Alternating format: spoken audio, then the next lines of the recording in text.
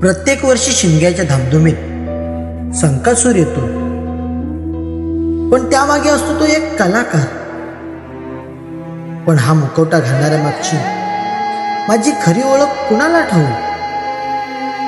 त्याची एक जिवंत कहाणी. हा मुखवटा, हे रंग माझं आयुष्यच आहे. वर्षभर मी वाट पाहतो ती केवळ ह्या काही दिवसांसाठीच.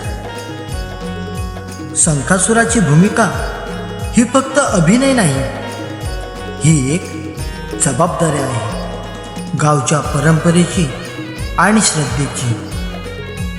दिवसा मी साधा माणूस, पण रात्री मी संकासूर होतो, तोही आमच्या गुहागरच्या मातीशी जोडले.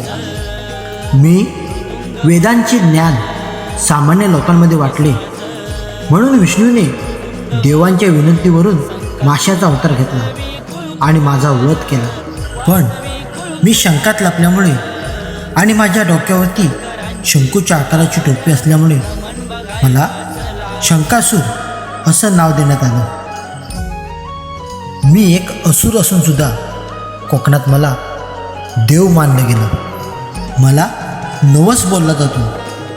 मागच्या वर्षी नवस पूर्ण झाला असेल तर तो फेडलाही जातो. होळी या सणाला बाहेरगावी असलेले बरेचसे चाकरमणी सुट्ट्या काढून आवर्जून मला पाहण्यासाठी गावी येतात. नमनाच्या खेळात माझ्यासह राधा, नकटा, पखवाज वादक अशीही पात्र असतात. लोक उत्साही होऊन टाळ्या वाजवतात, पण यामागे माझा घाम, माझं आयुष्य लागलेलं असतं.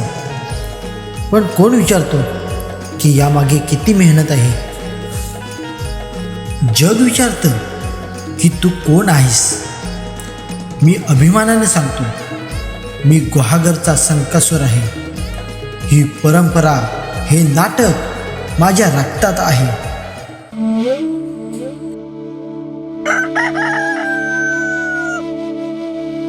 शिमगा संपला.